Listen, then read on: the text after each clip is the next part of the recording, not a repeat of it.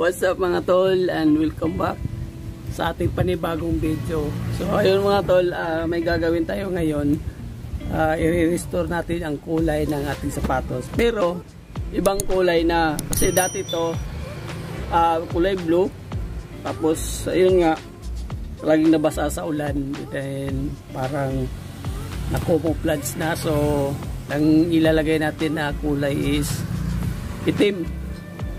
So ang gagamitin nating pangkulay ito is blackening shampoo. So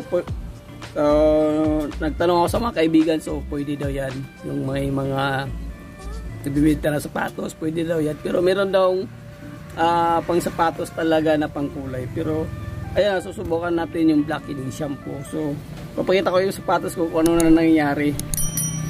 Ayan, ito na yung sapatos ko, at saka ang brand niya dito is DC.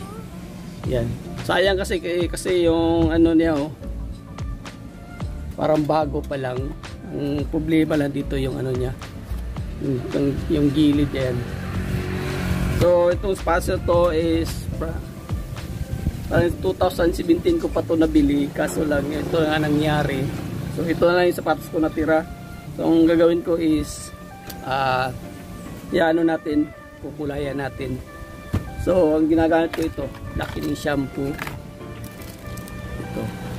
So nabili, iwan ko, nakakalimot ko magkano yung presyo nito, pero marami kayong mabibili nito. Actually meron ng isa, ayun, nabilad ko na. So papakita ko sa inyo kung paano ko ginawa to. Isang sachet lang muna yung nilagay ko, isang sachet, tapos parang pintura, mayroong first coat at saka second coat. So yan mga tol, so samahan nyo ako kung paano to gawin, at sana tapusin itong video para malaman nyo kung paano ko ginagawa. Actually gumamit din ako ng ito yung ginamit ko, ito ang watercolor. So ayun mga tol, magsisimula na tayo.